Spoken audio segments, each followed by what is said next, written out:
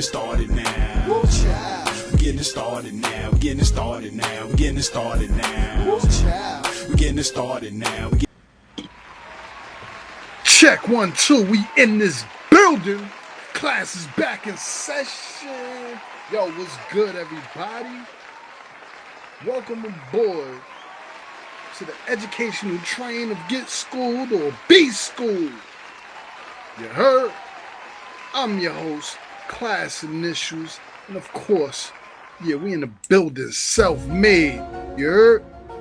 And with that being said, yo, we have an outstanding agenda to talk about today because you know, it's getting crazy. I mean, yo, all of the nonchalant, wild, banana boat talk that's going on right now, from LA to Chicago to Miami, all around the world. You know, the deportation and all this, man. Yo, we got to get into this, man. The black and brown conversation. The black and brown conversation. The black and brown conversation. Let's talk about it because, I mean, at the end of the day, this black and brown thing is wow. You know, you divide, you conquer. And since we've been divided, the conquering is just as easy as it ever has been. And we're going to talk about it. So, sit back, relax, steam a blizzy, sip some sizzy, do whatever it is you need to do to get your focus on, because class is in session.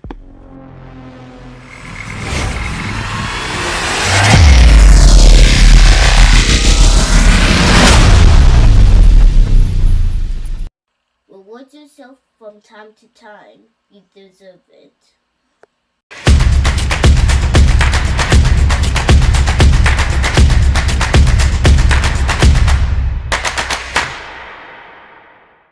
Like, really?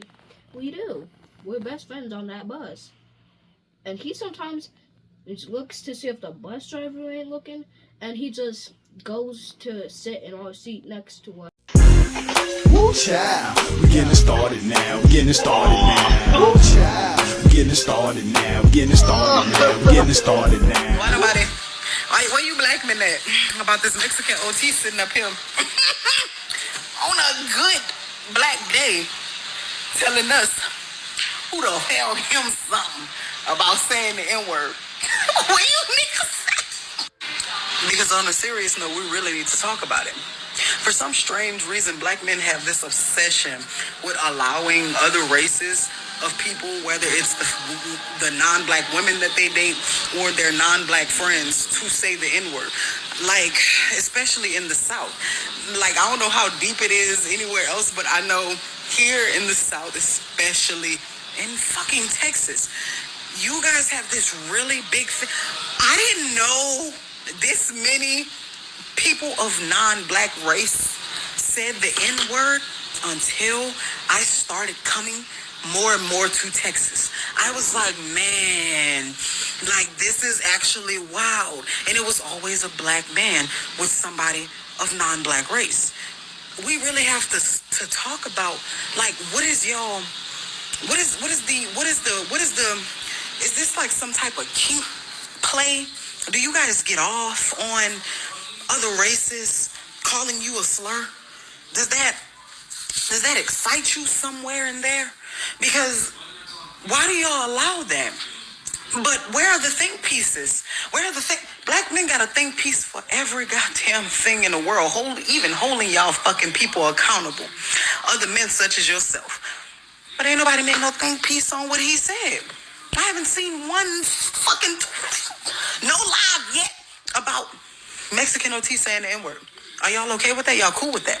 A lot of people ain't gonna like this take, but I'm gonna be so honest with you. I don't like being called a nigga by a Mexican person. I don't like being called. So if Mexican OT was my friend, no, bro, we have an issue. Like, I don't call nobody that. And everybody is keep forgetting the fact that yes, we turned it into a word, but maybe we shouldn't say it at all. But at the same time, don't call me out my name. That's just my take on it. Now, with y'all comments is on it, I don't like to be called a nigga by somebody else from a whole nother race. I mean, who would? Even white people, like, I wouldn't want no white person to call me a nigga. They called us niggers. So, what's your perspective on it? Because I feel like it's disrespectful either way it go. 送的人咋才能飞过来？你看嘛，嘣，好飞了。来，我看了，衣服能咋干了？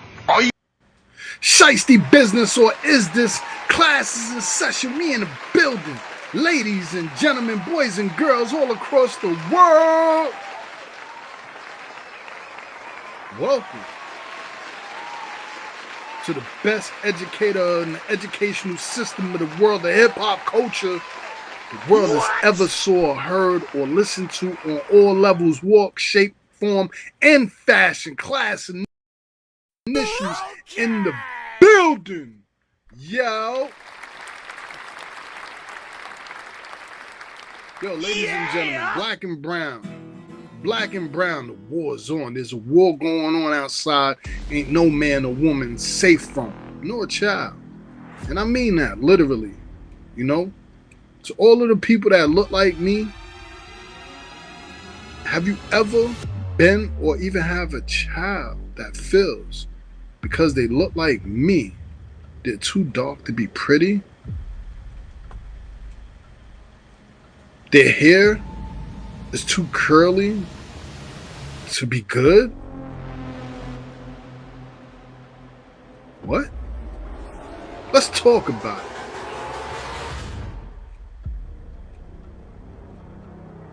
Black and brown, there's a war going on. They say you divide, you conquer. And the divide has been divided.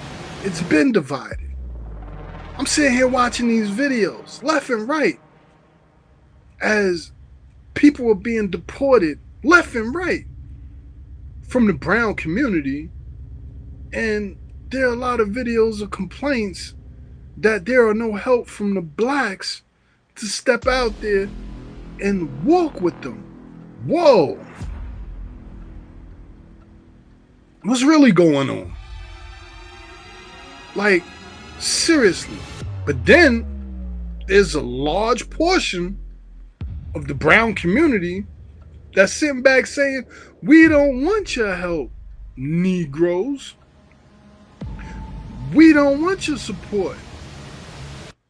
But then, you know, it's funny because it's up in the air. It's wild funny. There's a lot of realities that we got to deal with here. Like the fact that a lot of these other people come from overseas, and when they get here and they don't look the shade that I look, they're told, well, let me backtrack. There's a thing called census. And when the census come out, the census, they do this case study in the poor, impoverished neighborhoods and areas. So it's these people that come door to door, they come to your door and they give you a thing called census, and they hand it to you and ask you to fill it out and mail it in or whatever have you. And this is how they keep track of who's in your community. That's creepy in itself. But let's hold that there for a second. The point of me saying that, though, is at the end of the day, when a Spanish person comes from across seas, whether it be Guatemala, you know, South America, Mexico, Puerto Rico, or Dominican, or any other Spaniard country, they are told to say that they're white on the census. So, yeah, let that sink in. A lot of these Spanish people think they're white. So, they are afforded the white privilege. So they thought. But the grand scheme is to go to war against people that look exactly like me, and it's always been that way. The day my daughter came to me and, well, she actually didn't come to me, but the day I heard my daughter was ashamed of her hair texture and her skin color, I'm like, whoa, nah, we ain't doing that. Because there was a time her daddy felt the same way around her age. However, no one told me to think better, do better. Class is in session. So at the end of the day, I woke up on my own, being the Malcolm X follower and lover, pause, that I am. You know, on a manly tip, of course. I worship and honor, you know, people such as the Huey P. Newtons of the world and etc. People, they're people, but doesn't cower or fold or sell out. Yeah! Just to appease or get along with the gang and fit in. If I'm a circle, I don't need to fit into a square. Hey, let that sink in. As a matter of fact, yo, check this video out right here. And we'll be right back with one to talk on. Classes in session.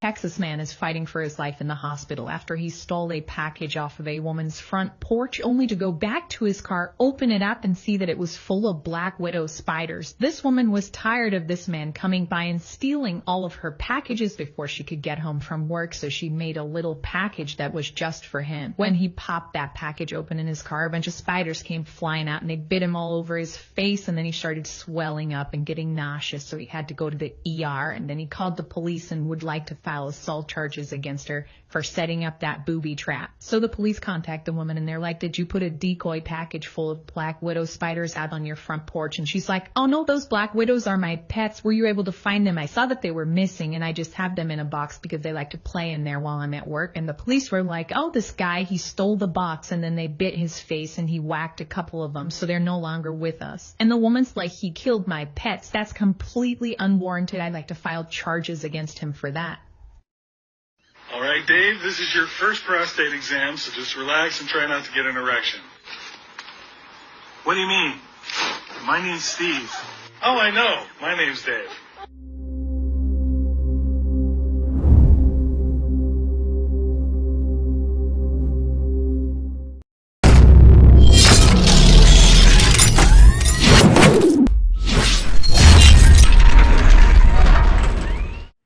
When you're dark skinned and you're sitting back talking about why I gotta read, why I gotta learn big words. Hey yo, dummy, dingbat, el stupido, I got something to tell you. There was a time where people that looked like me was not allowed to read, wasn't allowed to be educated, wasn't allowed to have the Huey P. Newton intelligence to know the laws. And guess what? Those are the people that got walked on, walked over. But then again, even the educated still end up getting walked on and walked over. My point is, being my shade, no such thing as being racist. Can you be a little prejudiced? Well, of course, but let's look into that. Prejudice. That's a negative attitude or feeling towards a group or its members, often formed without significant knowledge or reason. That's prejudice as a definition, but in scope, it can be directed at any group based on various characteristics like race, ethnicity, gender, religion, etc. So let that sink in real quick. I mean, like, for an example, judging someone based on their appearance, assuming someone from a certain background is lazy, unintelligent, or holds negative beliefs about a group based on stereotypes. Prejudice. Class is in session. We'll be back after this. Check this video out. Yeah. Think better, do better. All right, all week you've heard about this, the scandal that rocked the city of Los Angeles after several Latino members of the city council were caught on tape making racist comments. Now, council president Nuri Martinez has now resigned. And among the several anti-Black comments, Martinez said this about her colleague council member Mike Bonan's 2-year-old Black son. Take a listen. It's like the oddest thing. It's like black and brown on this float. And then there's this white guy with this little black kid who's misbehaved. Este niño has they're not doing, the kid is bouncing off the effing walls on the float, practically tipping it over. There's nothing you can do to control him. Parece changuito. They're raising him like a little white kid, which I was like, this kid needs a beat down. Like, let me take him around the corner and then I'll bring him back. All those caught on tape have apologized, but anti-Black sentiment is much bigger than just this latest news, and that's what we really want to talk about today. Joining me now is Carmen Perez-Jordan. She's CEO of the Gathering for Justice and a Chicana feminist. Tanya K. Hernandez, she's a law professor at Fordham University and author of Racial Innocence, Unmasking Latino Anti-Black Bias and the Struggle for Equality. And, of course, Arturo Vargas. He's the CEO of NALEO, the National Association of Latino Elected and Appointed Officials Educational Funds. Happy to have you with me. Carmen, I want to start with you because I think the most disappointing thing about all of this was, look, we've all known that anti-Blackness is prevalent in many parts of the Latino community. And just to inform our viewers, it's followed most American Latinos from their home countries. This is the result of Spanish colonizing, enslaving, and raping of indigenous and African peoples. But now that we're here, how do we change this? Because so many people were impacted by this sentiment, and I feel like it kind of set, coalition and working together back significantly. What's your take? Thank you so much, Tiffany, for having me, and especially hosting this long overdue conversation. It has taken us a step back. Many of us have committed our lives to doing Black and Brown solidarity, Black and Brown liberation work, and it's going to take having courageous conversations. It's going to take acknowledging the whitewashing, the spreading of white supremacy, of the whitewashing of our history and our communities within the Latino community and the anti-Blackness. Some of the things that, I recognize, especially when we're doing Black and Brown solidarity work, is that we have to use Kenyan nonviolence as a form of reconciliation. It's personal commitment. It's also gathering information and having courageous conversations. But there are many people who've been doing this work for quite some time. And as I've spoken to my colleagues who are in this field, it's a major step back and it's a major disappointment. But we need to stop these conversations from when they begin. And that starts in our homes. Yeah, I agree. And, Tanya, I want to bring you in the conversation because, I see these things. I've heard and been in proximity to these things my entire life. I've always grown up in communities where the Latino community was very adjacent and, a lot of shared experiences.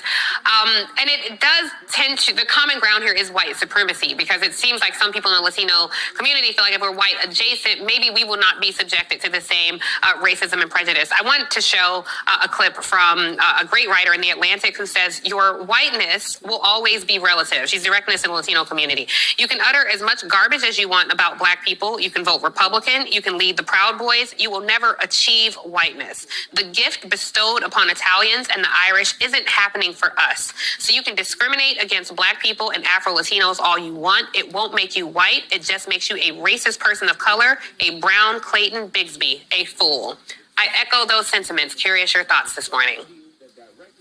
Well, I actually think that there is another layer to this. Some people within the Latino community do achieve whiteness. One, because they are white appearing. They favor more our European ancestors. And depending on their accent, their educational level, whether they actually have a recognizable Hispanic surname, that all those things enable a person to, I wouldn't call it passing, but seemingly just and seamlessly being able to pass into whiteness, white Anglo whiteness, just as they have whiteness within Latin America and the Caribbean. So I guess what I would want to say is that despite this idea of all Latinos being brown, some browns are browner than others, and some whites are whiter than others. There are Latinos who are white, whether they have that personal identity or not. That's their socially ascribed race from others outside, and they get to move in that privilege as well. Yeah, I think that's a really good point. Thank you for making it. Arturo, I think something that's kind of been lost in this conversation because we focus so much on the language, but what they were actually discussing in that meeting was redistricting. And this is where I think we have to start having these tough conversations now, because by the year 2044, there will be no racial majority. And so I've worked in spaces where the communities start fighting over resources. If the Latino community is getting this, that means that Black people are getting less of this. If the AAPI community is getting this, that means Indigenous folks are getting left out. And I just wonder how we can shift this conversation, because these racist views impact politics and policy in Los Angeles and impact people. So I wonder how we can get ahead of this as we become the rising majority of this country, and not have these kind of in-wars and not adopt the behavior of those who would oppress us, but, kind of rethink how we envision and work in democracy. So your thoughts as a leader of Naleo on that? Well, first of all, good morning from Los Angeles. I'm here in the middle of the storm, and thank you for having me again on your show. There are 2 points I want to make here. The first one is, please do not define the relationships between our communities by the actions of some elected officials. We at Naleo immediately called for the resignation of the 3 council members because of these racist statements. We had to hold them accountable. That's my first point. My second point, I have been involved on redistricting work since the 1991 redistricting. This was my 4th cycle in 2021, 2022. And throughout that entire process, I have worked in coalition with African American leadership, API leadership, Jewish American leadership, to determine how, as community leaders, we can come together to design a map, district, power sharing in a way where everybody has a seat at the table. That is not always the goal of incumbents and elected officials. Right. That's why we always draw a very bright line between what incumbents want and what the community wants. Yeah, I think you make such a really good point there, Arturo. In another life, I worked with Naleo very closely, so I'm familiar with the work that you do. Carmen, we're running out of time, but I think, some of the work that you've done, and we saw, some of this around the Women's March, as these demographics in the country change, it is disheartening to see how this set back. And I think Arturo makes such a good point. Let's not make this, the actions of these individuals, even though in many ways this is a microcosm for a lot of conversations that happen around anti-Black sentiment. But I'm just curious, how we move past this. How can we repair this damage? Because I've heard from so many Black people who are like, this is the Black-Brown coalition that you're always talking about, and look, this is how they feel about us. And I've worked with so many people who don't feel that way. So your thoughts? First of all, we need to acknowledge that this is happening. We never acknowledge it in the Latino community. We need to take personal responsibility, and we also need to hold our elected officials to a higher standard. We actually don't. It's the reason why many of us actually don't have a hard time trusting elected officials, even if they're from our own communities. But there's an opportunity here. There's an opportunity for those of us who've been doing this work to continue to lean in, to continue to have these courageous conversations. And like Arturo said, I'll tell you something. Mexican OT, whatever that wild baloney back ass bitch's name is, he know who to try. Because had he been in a room full of men, real Black people, we would have moved furniture. Every wall, every nook, every cranny would have been touched. Because what do you mean, what are you going to do about it? As soon as he would have said that, his face would have been upside down and he would have been inside out. Because is you cool? We got to start making examples out of people, because I don't care if you grew up in a house full of Black people. I don't give a fuck. I don't give a fuck if your mama adopted you at birth and you was in a house full of niggas. You do not have the authority to say, nigga, what is wrong with y'all?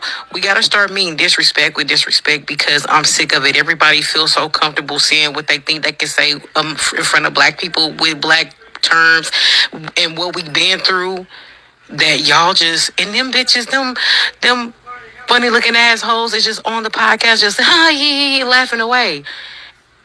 Get them next. Line them up too. So since Mexicans love saying the word nigger, have no issue saying it whatsoever, then technically they should have no issues with black folks saying spick, beaner, wetback, right? What's the difference? Let's get into the part where he said, basically, what are y'all going to do about it? And he said this after saying, I need some black dudes in here. He had to look around because he feels validated by black men.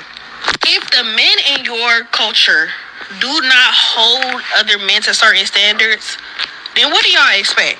He feels bold enough to say, I need a black man to vouch for me against these black women on this panel when I say, what you gonna do about it, about saying the N-word? Does that not sound crazy? He goes on to say, well, they like my family. I grew up around them. We just said it. And yeah, that did happen because black men often do that. They make people feel validated and disrespecting their culture as long as they cool, likable, swaggy, whatever. And I grew up in the suburbs, right? So it wasn't even all that for people to be saying the N-word back and forth, all that, you know. And this is a group of people, Bosnians. They white, but they from Bosnia. We always called them the Bosnians because they always was together. We knew exactly who they was. And they were obsessed with black culture, but they black friends always let them say the N-word. The black boyfriends. I remember specifically one of them was saying it, you know, on a bus and all that, just flinging it around. And he was behind me and he started saying it and he stopped. He said, oh, how do you feel about me saying that? And I said, I don't like it, but I knew that all they black friends was allowing him to say it. So what is a woman gonna do? I'm gonna fight you about saying it? If they let you disrespect them, hey, what I'm supposed to do? It's really sad and our men have to do better. Oh my God. I just seen an interview. What's his name? Mexican OT? I don't know. Cause I don't follow them people. But on my FYP, it just came up. Y'all gotta look it up, okay? Mexican OT. I don't know. But in this interview, Cleo, I think her name is. It was with her, Angela E. And they was on there, and they asked him, how do you feel about saying the word nigga? See, I can say it because I'm black. And he said, let me look for the man in the room. And he looked around and he said, when I say this, he said, so who gonna do something about it? I'm gonna say this. The reason I'm from Detroit, but I lived in Arizona for a long time. And the reason motherfuckers run around saying the word nigga is because it's always a black man that's their friend that's saying it and giving them a pass. I'm sorry, I gotta say it. And this is the problem. When y'all get these look, that's because it's your homie, and instead of just punching that nigga in the face as soon as he's saying it, or grabbing that nigga by his throat and choking the life out his ass because he said it, this is the problem with our motherfucker. This is the problem with us as black people. This is the fucking problem, bro. This is the motherfucking problem. Because y'all run around here and y'all give these people these fucking passes. But see, the thing is y'all say that we racist. And y'all don't understand. Because us black people, we got some shit in the motherfucking bag. But we digress. And we don't say nothing. And we mind our business. And we stay to our fucking self. But y'all always coming for us. Now, what I will say is this. I know it was a black man behind him feeling that way, because in the interview, that young man did say, I grew up with them. I banged with them. They was my friends. But I'm going to tell you like that. I have white friends. I have Mexican friends. I had one friend that we were so cool and we had got so close that she was saying, because she had black kids, and it had got like, I didn't realize, and then I had to realize it, that one of my homegirls, who was a black girl, which was my best friend, said, hey, yo, you hear what she said? And I didn't understand it, and I didn't see it. And then, well, you know, once my friend brought it to my attention, because I was so oblivious to it, because I didn't think about it, and that's the only reason I'm speaking on this shit. After that, she couldn't say it no more. Hey, yo, you can't say that around me. I don't give a fuck how many niggas you fuck. You can't say the word nigga if you not a nigga.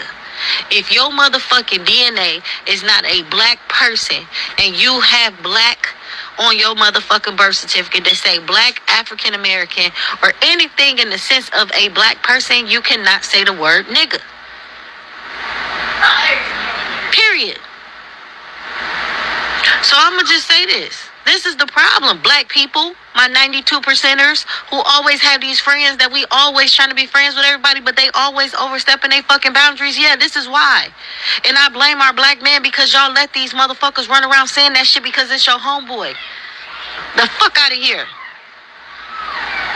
We got to do better, bro. That shit pissed me off. I'm mad. I'm 5150 hot. Because he was in a room full of women and he said, what the fuck they gonna do? What they gonna do to me about saying it? That's the problem. That's how these niggas think about you. That's how these motherfuckers think about y'all. Just so y'all know, black men, that's what they think about y'all. But I digress. I ain't gonna say nothing. But this shit just pissed me off, bro. All right. All the Hispanic people that have let me know that they don't support Mexican OT, can we trade him this year at the racial delegation drafts to white? Because he can't come to our side. I don't know why he even think he could. But, you know, with everything going on, we might not even have two separate votes. We really might be on the same ballot. We might be on one vote with this, okay? And we need to be smart about it. But that motherfucker gotta go. He ain't down with y'all. He ain't down with us. White people, this is on you. Get ready to take him. You're take your boy. He gonna be American OT. Mexican OT did an interview in front of a bunch of black women, and he said that he's going to keep saying the N-word and nobody's going to do anything about it. Yes, sir. None of them black women in the room said nothing. I guess they didn't say anything because they're scared of him. My whole thing is, you wouldn't say the N-word in front of a black cop. You wouldn't go to a black cop and say the N-word because you know you'll get deported. If you go to a black person and call them the N-word, don't get mad when they call ICE on you. Because I think it's so funny how y'all want to act tough around a bunch of women, but you know damn well that you wouldn't go to a black cop and say the N-word, but you want to say it to everybody else. That fake ass tough gangster shit, it don't work. Because you know damn well that you wouldn't say this in front of black people that have authority. Because you know you'll get deported. I ain't gonna lie to you, this Mexican OT thing is kind of bothering me, you know? Because I've grown up around all different types of people. Hispanics, Asians, Indians, you name it. I had a very colorful upbringing in terms of people that I've been around. I ain't never thought to say that a slur just because I grew up with them and we cool. I don't give a fuck how we joke or none of that. Like, how we joke in our dynamics with our peoples is how you do that. So if you a Hispanic or anybody else that says nigga and you have a few black friends or whatever, you grew up with black people, whatever, and you know there's people that is cool with you saying it, y'all boys, y'all go back or whatever, hey, just say that around them. Results will vary outside of that circle. I'm trying to tell you, I really don't want non-black people to adopt a what are you gonna do about it attitude, because I promise to God, you're going to find someone that's going to give you the energy you're looking for. I truly don't get how people are shocked about this Mexican OT shit. This man has been saying nigga since he came up from the jump. And I know I made a video about this so long ago. I don't even know if I can find the video anymore. However, this is a universal thing. This isn't just a Texas thing. I spent 7 years of my life in South Florida. The South Florida Hispanics love saying nigga too. Cuban, Guatemalan, Argentinian, Mexican, El Salvadorian, anything, any of them, quite literally almost any of them. Colombian, the Cubans love saying it the most, which is the most irony in the part, because they're usually the whitest looking ones. The only littlest thing I'll give him is that he's not lying, that they're not gonna fucking stop until you fucking check them. I quite literally had to lay a grown man out before they realized I wasn't fucking playing about that shit. Let me set the scene for you, right? I am working at a restaurant down in South Florida. Probably had been there for like maybe a year at this point, and there's this man who notoriously loves saying the N-word. He's Hispanic. I don't know where he's from specifically, but he's Hispanic American, whatever. And he would say it when he was sober, he would say it when he was drunk. I already had told everyone there, because like I said, this is South Florida, and South Florida, they love doing the same thing. Oh, I was raised around black people. His thing, oh, my baby mom is black, my child's half black. That should make it even more of a reason for you to not be saying this shit. Like, I don't know how this is making an excuse for you. And if you know anything about me, I really am not a confrontational person. I do not confront people. I don't like fighting. I'm not that person. But one, alcohol was definitely involved, and two, when I repeatedly say shit, like, I don't play about what the fuck I say. Like, I usually say shit once, and if you're not a child, you understand and you can comprehend, don't play that shit around me. And so therefore, when I have to tell you multiple times, I shouldn't have to tell you multiple times, I should tell you once. And if you're a logical human being, a person of the race that you're using the slur of should only have to tell you once to not say that. To me, that's it. If I was walking around saying the S word to all these Mexicans, speak this, speak that, speak this, speak that, and one Mexican came up to me and said, hey, like, we don't fuck with that, let's not say that, that's all it would take. I don't even say it to begin with, but that's all it would take. You know what I mean? If you're around a bunch of Asians saying the C word, see this, see that, see that, and then an Asian comes up to you and says, I would prefer if you didn't say that. It would probably take one person for you to not say that. If you're around a bunch of mentally challenged people and you're saying the R word, and they walked up to you and said, I don't want you to say that, you would probably stop fucking saying it. And I don't get why nigga's the only fucking word that y'all don't have an issue with fucking saying. Like, that's the word that y'all are just, will ride until the kings fucking come home to say it. It will never fucking make sense to me. But it got to a point of, pretty much he was saying the same, he wasn't saying like, who's gonna check me, but he was saying the same shit. Like, oh, half my daughter's black, and black bitches, and and no one's gonna do anything about it. Who's no one? Because my name is Dana, and I'll do something about it right motherfucking now. I told him repeatedly to shut the fuck up. I told him repeatedly that he's doing wrong. I told him repeatedly that I don't give a fuck who he knows. I don't give a fuck who he fucks. I don't care what you do or what you don't do. Were you black? Were you born black? No. Were you born in America? No. So why are you fucking saying shit? Point blank period. And if you're not gonna say shit, well, no one's gonna do shit. I'll do shit. And I laid him the fuck out. like. And then what was even crazier to me is that I was surrounded by my black coworkers and they all defended him. Like, not defended him where they were like, mad at me, but I was the one in the wrong. Oh, you shouldn't have done that. He's drunk, and you know this, and you know he has this issue, and you know he has this issue, and you know. No, he should have shut the fuck up. That's the issue he has. He doesn't know when to shut the fuck up. And I also think it's like crazy that a grown black woman has to handle this when there's a bunch of, well, none of them were actually, one of them was black American. All the rest of them were Jamaican or Haitian or something else first gen. So like, I don't know if they feel it the same way I feel it, but to me it's the same fucking shit. Like, it's the same fucking shit. And that's what pisses me off even more is that people from outside of the diaspora then create diaspora wars inside of the diaspora, because now the Jamaican and the Haitian people were looking at me like I was crazy when he's the one who's fucking crazy. Like, why are y'all just letting this man run around rampantly saying nigga? Like, it doesn't make sense to me. It will never make fucking sense to me. It will never make sense to me. And you know what happened after that? He never said nigga around me again. And I wonder why. He apologized.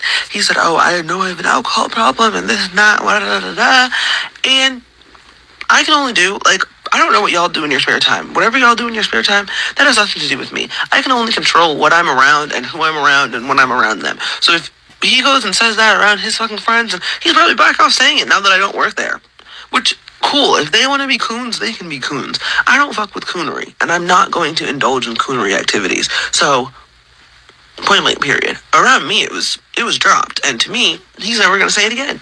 So, you gotta stand the fuck up and punch them in the... They are the same three fucking things. One, if you not black, don't say nigga. That's not your shit. I don't give a fuck where you grew up, who you grew up around, how poor you were when you grew up. I don't know what the fuck is up with y'all equating poor to black, but that's not accurate. Two, cultural appropriation is not cultural appreciation. If you non-black walking around wearing cornrows saying, oh, I just really appreciate the culture, okay, then bitch, find another way to do it.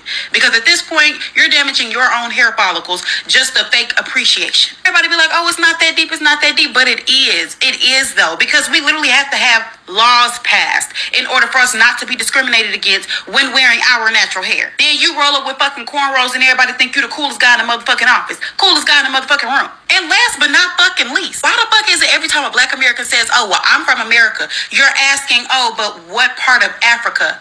Bitch, y'all just open y'all mouths to say anything. If you took even a smidgen of a look into Black American history, you would understand that a lot of those records were destroyed. We weren't even counted as people when the fuck we came over here in the first fucking place. And I say came over here, bitch, we was dragged over here. Why the fuck would they keep records of where the fuck we came from? In addition to that, they were literally breeding humans, which means that even through a DNA test, we won't get an accurate answer because people from different regions, from different parts of Africa were forced to breed together. So why are we acting like we don't understand that? On top of that, the only fucking records that we did have were drowned under Lake Lanier, burned down in Tulsa, Oklahoma, fucking turned into the fucking Central Park in fucking Seneca Village. I want y'all to stop acting dense. I want y'all to stop acting like you don't know that this history was purposely destroyed. Our DNA was purposely muddled. Stop asking that dumbass question. I'm from America. Generations before me from America.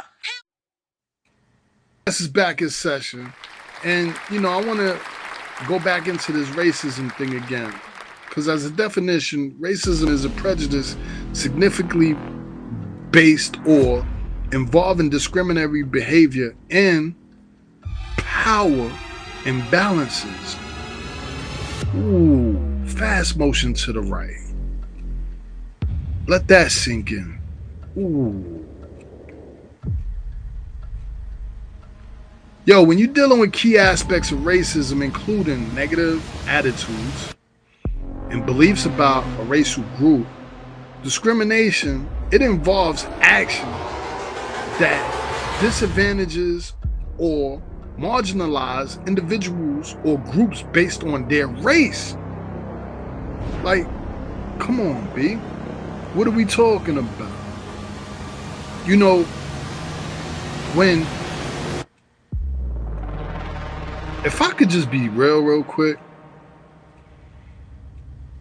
I never noticed racism within Black and brown community until sort of late in my teens, back east, when the Bloods first came to NYC and took over based on the fact that the Latin Kings in the jail system would racially do negative things to people that look like myself. You know what's so funny about that?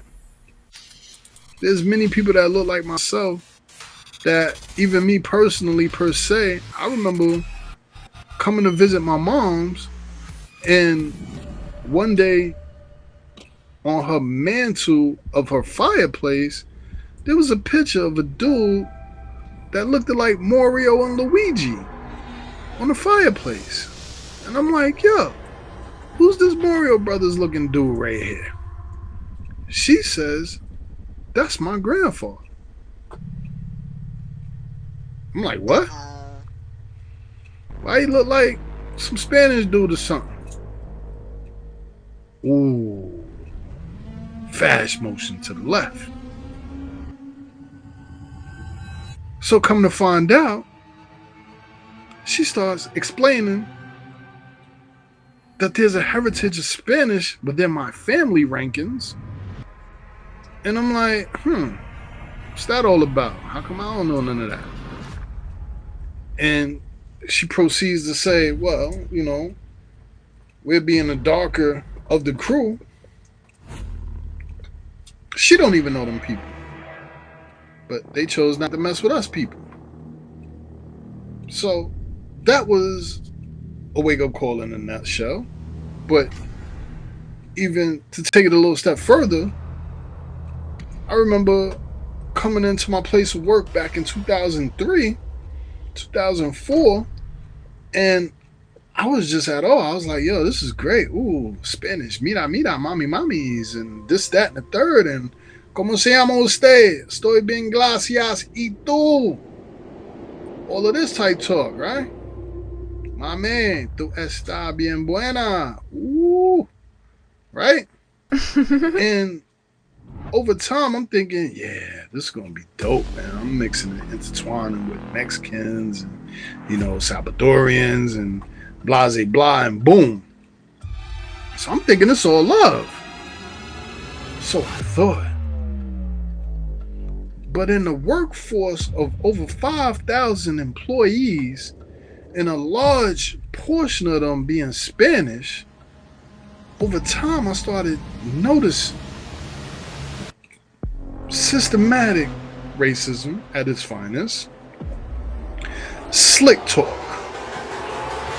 They're speaking Spanish behind your back, and next thing you know, you hear the things, oh, the black ones, they lazy, and da da da da. Yeah. They talk bad about us. I remember I thought this coworker was my friend for months, maybe years, 2 years. And then one day she got mad at me and she looked me dead in my face and was like, Ningoa. She said the word like, but we at work. But she whispered it with anger.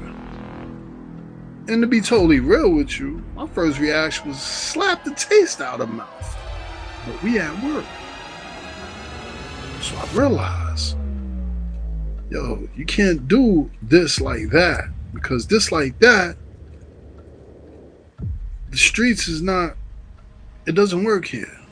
And here, this is a political game. So you have to be politically correct and on point. So I didn't touch her up. But I wanted to touch her up. But then it was also like, wow, yo, this chick is racist. But one of my daughters even told me a story at school, so-called friend of hers, being this Spanish girl or mixed with Spanish and black or something along those lines. And she sits there and she's cool when they're cool, but then she gets mad at another classmate that does something to her or whatever the case may be. And when she gets mad, all of a sudden, the girls around her that look like me, now they are the ER word. Real heavy. And it's like, So I had to have the talk with my child. And I'm like, she's not your friend. Don't be friends with her. That's bad. But you see, when you got children in the second grade and they're dealing with these levels, I start realizing too how a lot of people like to ignore. When it comes to my shade, everybody got this ignore what's really going on thing going on. And I'm going to say it again. Everybody got this ignore thing what was really going on. Like, are you serious?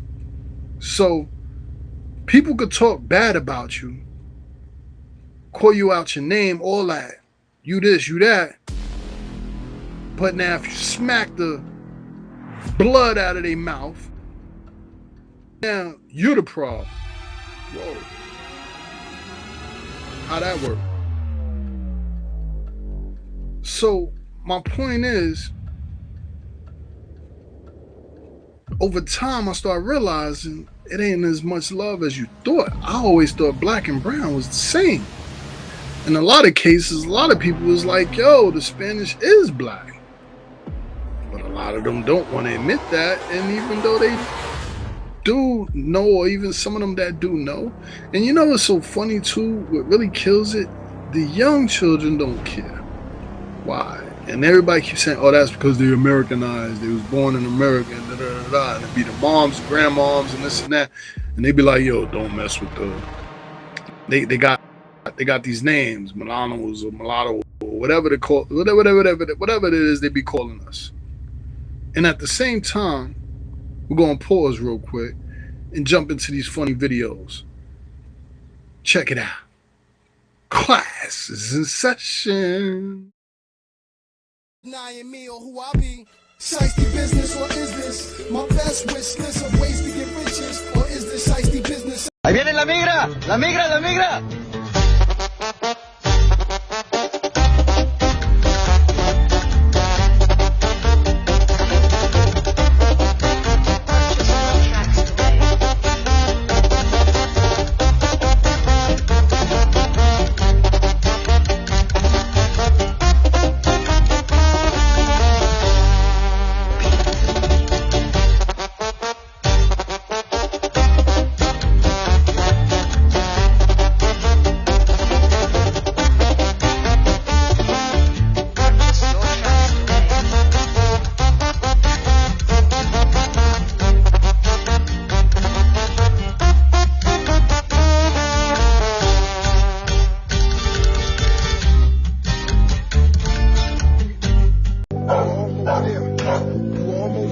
Deveria ser un brazo. Ay.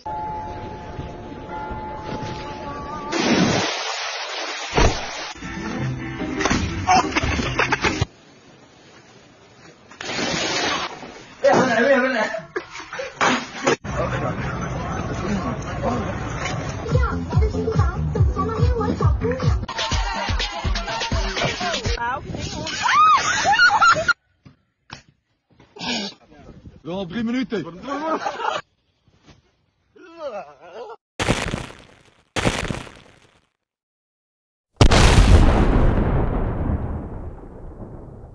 Yeah, class is in session. Hey, yo, real quick. Power. Racism often manifests in the systematic inequalities and power structures that privilege certain racial groups while disadvantaging others. Let that sink in. Power. You see, I say that just to say, you know, a lot of the young kids right now, they don't have ambition. They don't have goals. And their best goals is trash. Their best goals are dead ends. Fast, easy, microwave. You heard? That's not it. And I'm saying that to say this. At the end of the day, the end all be all. Yo, you want to live in that big house? You want to drive the Bugatti, as my 5-year-old says. You want to drive the Ferrari, or no, my 5-year-old don't like the Ferrari. He loves the Lamborghini and the Bugatti. Talks about the Rolls Royce and all this type stuff, or whatever the case may be. And a lot of older people that look like me feel like to get those things, they got to be rappers. They got to be ball players. But they don't realize those rappers or ball players that get selected and chosen, you know, the collegians, specially hand-picked coalition, to get to that point, to live in that big house, guess who's your next door neighbor? That same doctor that you don't want to be. Let that sink in. There's money out there. Trade. There's money. Learning about fixing cars. I mean, to be your own boss and yo, cars will never go out of style. I mean, they may fly, but they'll still be cars. My point is, by learning how to fix them, you make your own money, become a millionaire on your own. And people need to maintain this knowledge. Like, they have to think like this. People should. And it's very, very important to know. Money is power, but power is money. The money within power, the things that you do to get it, it all comes with an idea, and it starts with an idea. But at the end of the day, that idea has to be materialized. You have to see and have good people in your corner to push you. If you walk around thinking that you cannot, or you don't have to, study, focus, create plans, goals, have ambition, all of these type of things, then prepare for a lonely life or a very chaotic, toxic life on welfare with Section 8 if they have these things by the time you get older. And this is very important to say because even me, I try to be a friend of my children, but I realize most importantly, it's very important that I be a leader and a teacher. And sometimes it hurts me to have to be the evil dad, but it's hard. It's really a challenge. Because back on my video about fatherism and parenting, I let it be known, there's no damn instruction rule book to say, hey, this is how to be a good father or a parent for that matter. But at the same time, a lot of times I notice if I don't push my children, they're not going to try. And they're not going to care to try. But then one day they'll get older and look at me like, damn, you failed me. The same way I look at my mother. Go figure. Ooh. Fast motion to the right of me. So now, back to Black and Brown. Yo, these videos, man. I think on the year 2007, I had a neighbor. They were Mexican, but they were from the Northern Cal. And they sat me down and they taught me something, a valuable lesson about Black and Brown. And he was like, yo, hey, Klass, yo, North Mexicans and Black, yo, we cool, straight. And, you know, we live by the red and blue code. They have their gangs, red and blue, Nathaniels or something. I don't know, don't get me lying, but these red and blue Spanish gangs in Northern Cali. And they be at war with each other. But he was like, in Southern Cali, LA area, Black and Brown don't mix. They hate each other. Mexicans hate Blacks. I learned that back in 2007. I'm like, word? Wow. Ooh. So I say that to say, again, these videos that I've been playing, that you've been watching during this segment, yo, this game is real, man. You know, there's a comedian. I can't remember the Spanish comedian name, but even him, man, I listen to him. Yo, dude be sounding racist like a mother. Brown community, we need to come together, and we need to remember. First of all, we done told you no. You don't even respect us enough to take no for an answer. We asked you to stop saying the N-word. You said no. And so come together and remember what exactly? Remember that y'all anti-black as fuck, racist as fuck, a lot of y'all. So we ain't got to come together and do a damn thing.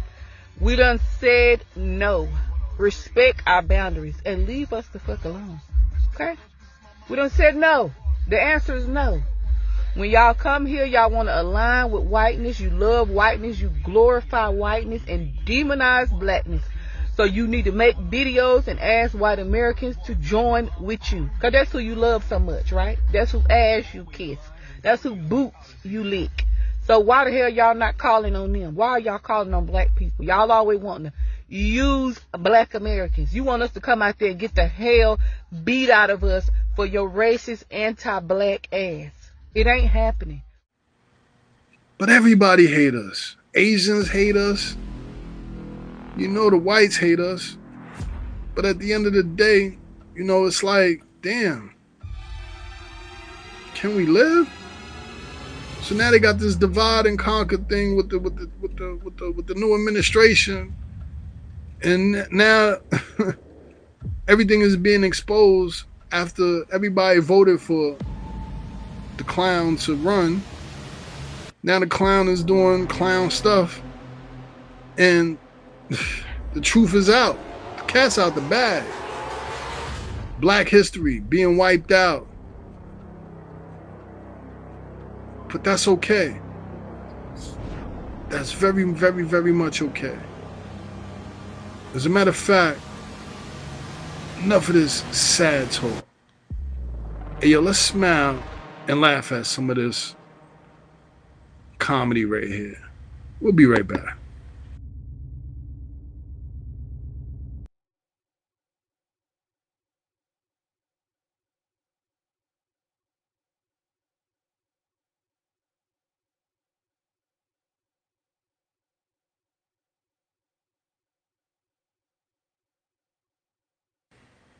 Ladies and gentlemen, I am your host, Klass Initials. And some people have been asking me, yo, why are you taking so long to do your videos and this and that or whatever? I gotta confess, I'm going through some things right now, man.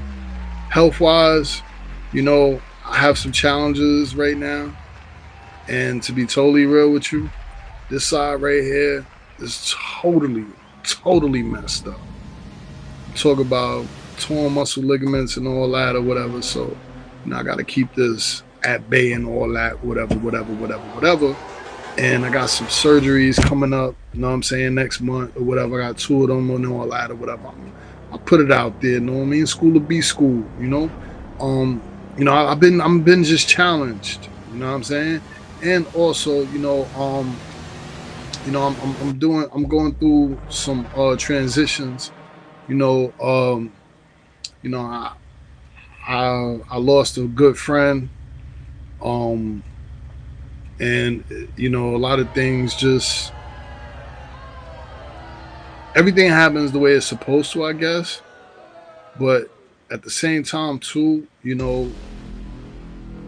life is a challenge, and you got to know how to step and how to keep stepping, and at the same time live, laugh, and enjoy life. It's the best focus. On part 2 and 3, classes in session, and we ain't going nowhere. And I want to say to everybody that been showing love, like, subscribe, commenting, thank you. You know what I'm saying? And also too, we got some very interesting interviews and people coming on the show and stuff of that nature, or whatever the case. So I'm looking forward to that. Been booking some new guests to appear and come talk, some reoccurring stuff of that nature.